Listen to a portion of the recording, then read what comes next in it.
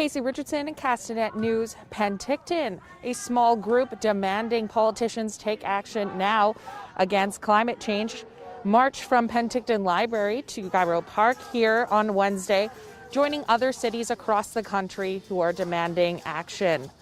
People are asking for the federal government to place a moratorium on new fossil fuels, expansions and transitions to renewable energy sources.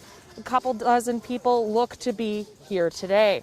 We'll take a step back and we'll listen in to what the protesters are asking.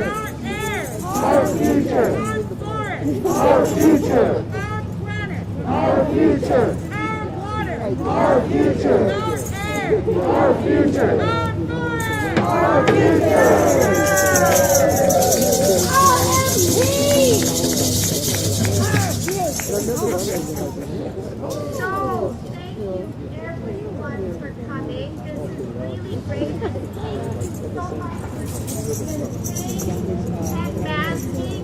Hi. We have a COVID crisis. I thought I might see you here. My name is Lori Goldman. I'm the did you host just happen for to this be here? 350 event. This is a Canada event. It is happening in 60 cities all across Canada. There are at least 2,000 people signed up, just like you, to take part, and all the people who didn't sign up are here too. And our main goal is that everyone to vote for climate leaders. We need to have every leader at every level, but certainly we have an election coming, and we have to make sure that all of the candidates who win are climate leaders who understand the crisis that we are facing.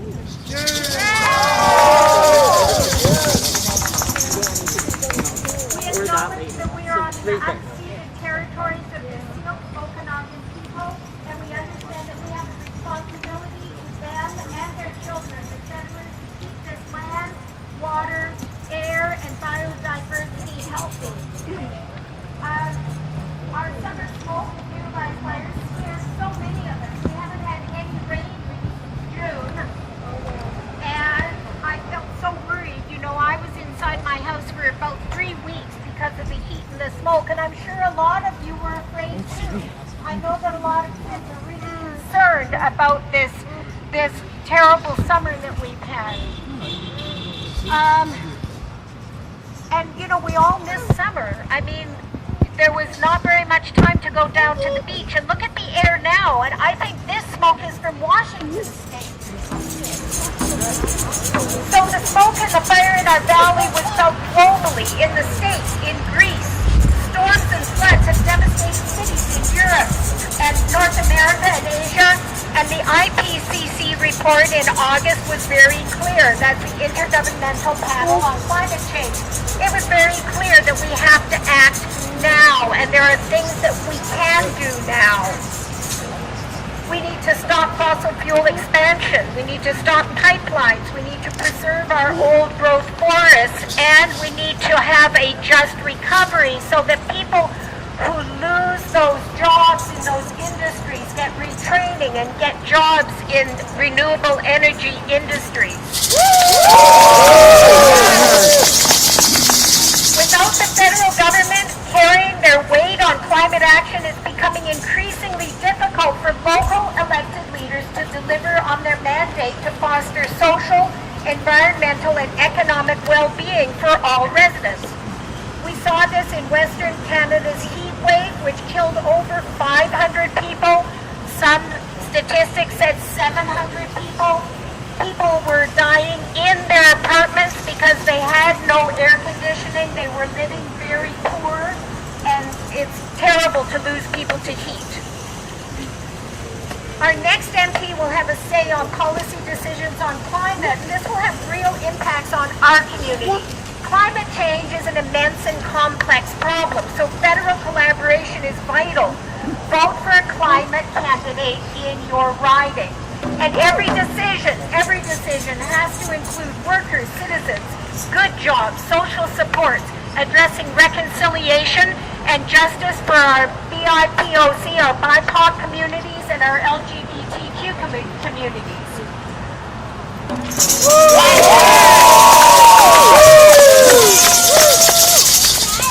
And youth, speak to your elders. Speak to the older people around you and get them to talk to cities, get them to talk to MLAs and MPs about this issue so that they see the urgency and start to make policy sooner.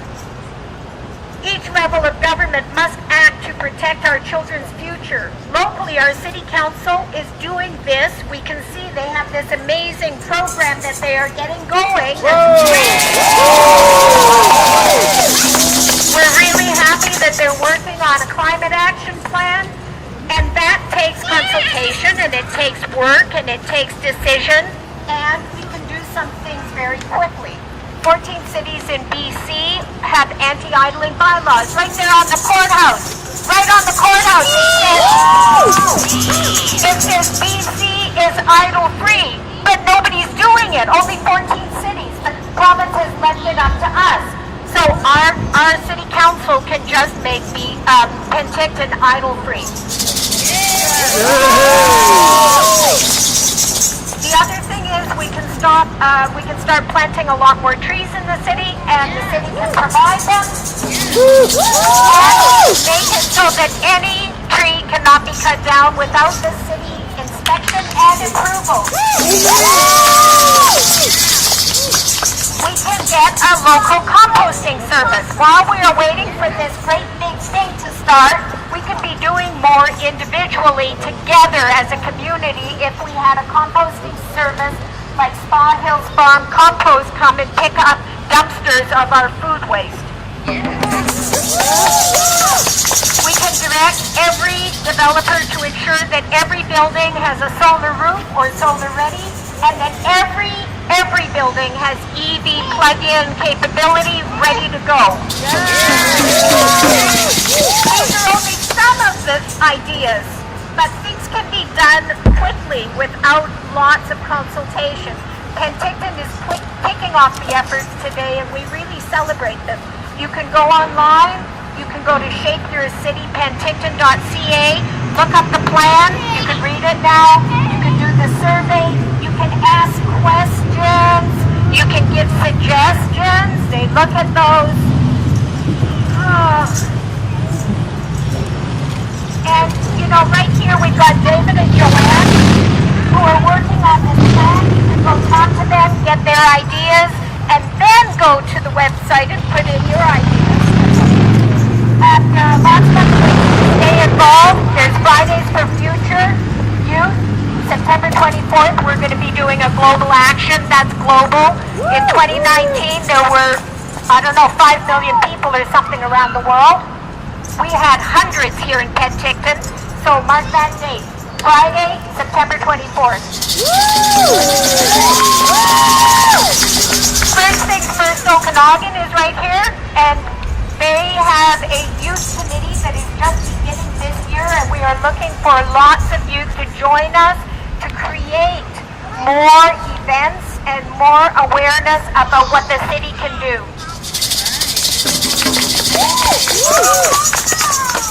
Another group is CERB, which is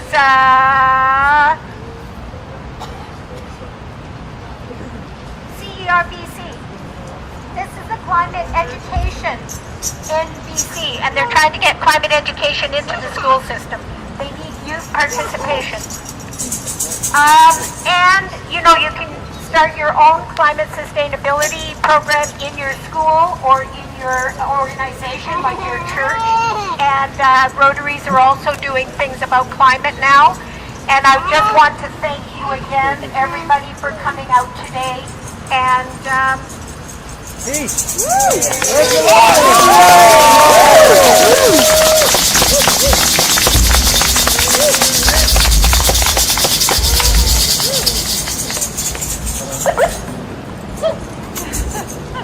I forgot to say that we have tons of chalk and we have tons of sidewalks.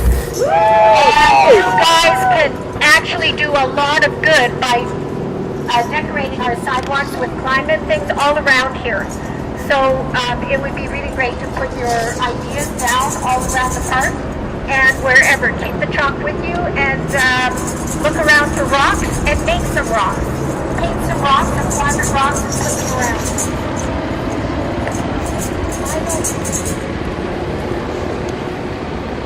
Get some water.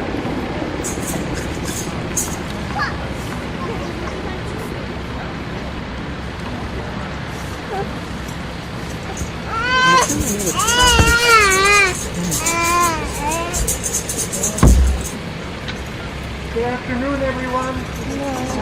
I'm Mayor John Bartolacci, and I would like to thank you all for coming out to this very, very important event. There's nothing better to talk about than climate change, and we need to change our ways and the way we live and the way we use our other